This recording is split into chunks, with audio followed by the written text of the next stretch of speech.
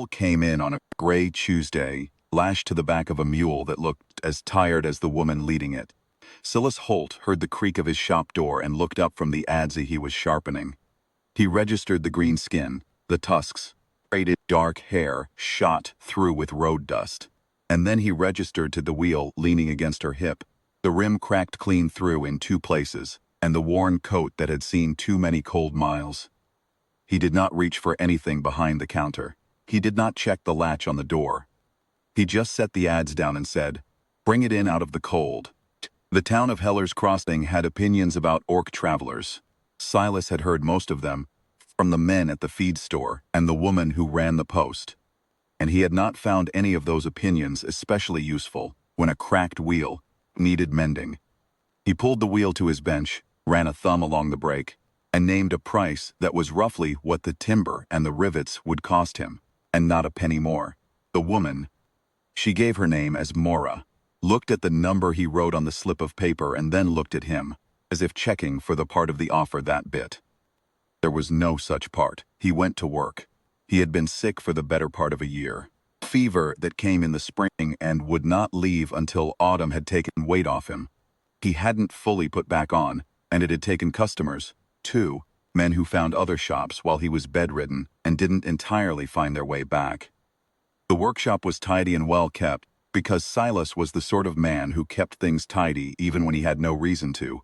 But the order book was thin.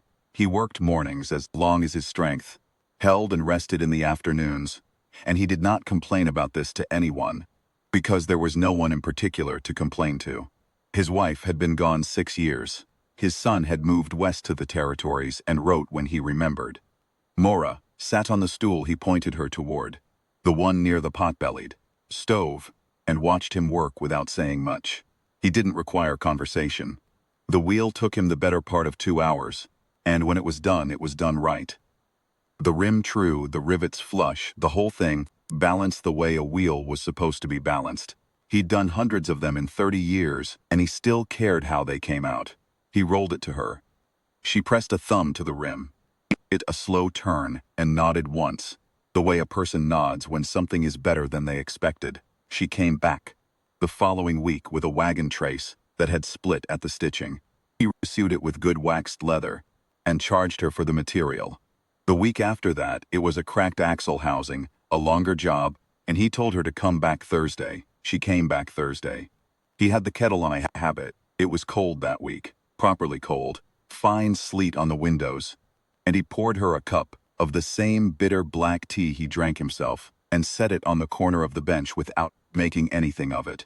She wrapped both hands around the cup and didn't say anything about it either, which was, he found, the right way to receive a small kindness. She asked him, on that Thursday, how long he'd been working wood. He told her since he was 12, taught by his father, who had been taught by his. She asked about the inlay pattern on the cabinet behind him, a piece he'd made for himself years ago, not for sale. He told her where the design had come from, a book of old clan symbols his wife had brought with her when they married, from a family with a little orc blood 3 generations back, and he said it without ceremony. The way you say a thing that is simply true. She looked at the cabinet for a long moment, then she finished her tea. The town noticed. The man at the feed store made a point of mentioning it to Silas when he came in for nails. The woman at the post said something sideways about the class of custom a man kept. Silas listened to all of it and thanked them and bought his nails and went home. He was 54 years old and had been sick for a year and had buried a wife and raised a son mostly alone and fixed a great many things that other people had broken. He felt he had earned the right to decide who was welcome at his bench. The 4th visit came on a Friday so cold the puddles in the road had frozen to iron. Silas was behind the shop, splitting in kindling when he heard the mule and came around front to find Mora standing at the door, and it took him a moment to realize she wasn't carrying anything to be repaired. She was holding herself carefully, the way people hold themselves when they are fighting something they don't want to show. A high color in her cheeks, eyes a little bright, jaw set. He didn't ask.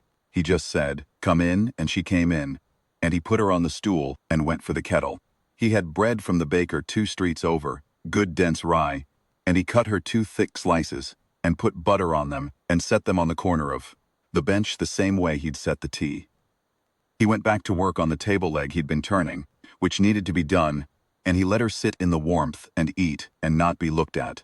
After a while she said, "You don't ask questions." "I found it's usually not necessary," Silas said, without looking up from the lathe. She was quiet again. "Then the other shops in this town.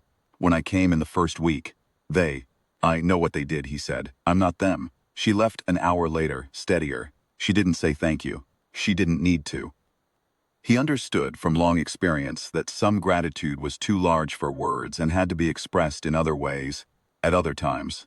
3 weeks passed. Silas worked his mornings and rested his afternoons and watched the order book stay thin. He was not bitter about this. He simply noted it the way a man notes the weather.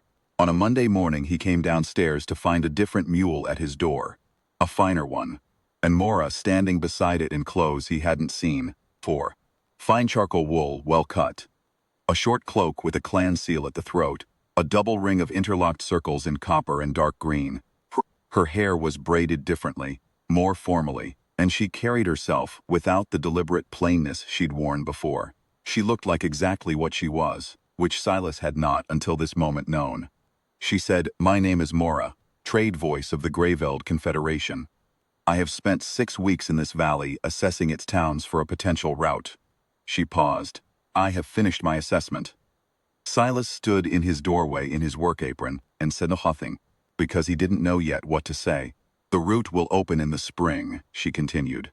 40 wagons in the first season, more after that. They will need provisioning, repair. She met his eyes. "I am designating yours." The morning was very quiet. Ice on the eaves, a crow somewhere, distant sound of the feed store's door. He said, "I only have the one stool." Something moved in her expression, not quite a smile, but the close neighbor of one. "Then perhaps you should build another." He built 3. The wagons came on the first Thursday of April, 40 of them strung out along the crossing road like a slow green river, and the town of Heller's Crossing stood on its porches and watched them turn, one by one, toward the carpenter's workshop at the end of the main street. There was a great deal for Silas to do that day, and the days after it, and he did all of it with the steady care he brought to everything.